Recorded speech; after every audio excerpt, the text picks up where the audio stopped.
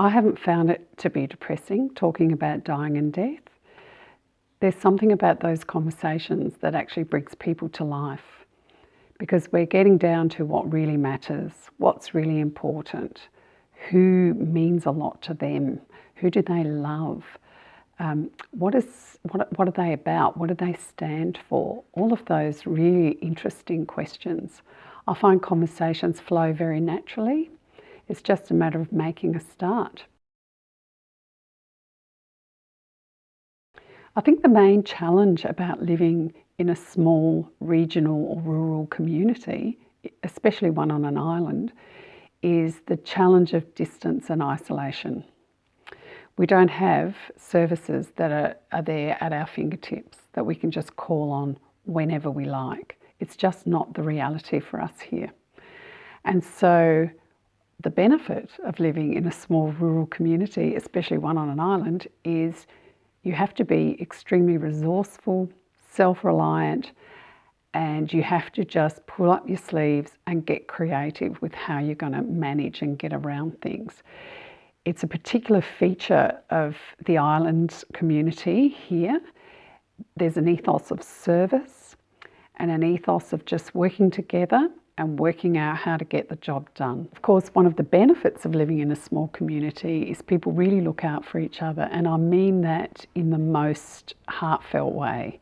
So it could be that someone offers a beautiful arrangement of flowers that they picked from their garden, or some produce from someone's farm, or a quilt that someone's made that might look beautiful over a casket. That the offerings are so heartfelt and so varied that you really learn humility, because you need to learn how to accept them in the way that they're offered. It's stunning, and it's such a privilege to be a part of. I'm proud to say that I am trained to do this. Despite having a background in nursing and working as an ambulance officer, there's something about doula training specifically that is different, because it's very nuanced. So I did my training with Preparing the Way, an organisation based in Melbourne. It was thorough, it was rigorous, and it was comprehensive. It's an organisation that continues to give me support. Because I work in such a small community, I have to be very careful about who I debrief with, who I ask for support from. Well, what I can offer really depends on you. The offerings are as varied as the individual. It depends on what you particularly might like. It depends on what issues arise at any given time. And it's the community that tell the service what shape it should take.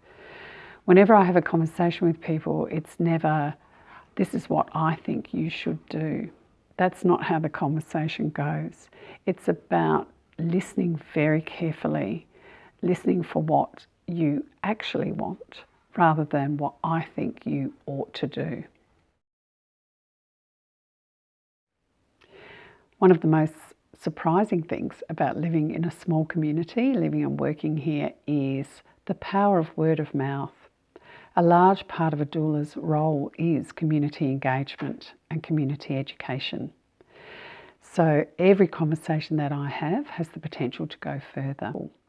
When I first said to people, I'm an end-of-life doula, there was usually a response of, what the? Or why would you? But in a very short time, if I now say I'm an end-of-life doula, it's more often met with, oh yeah, you're one of those people that supports the dying and their families, or even better, oh, you're that end-of-life doula, aren't you? Wow, that's happened in quite a short time. The word doula is becoming normalised, and that's really exciting.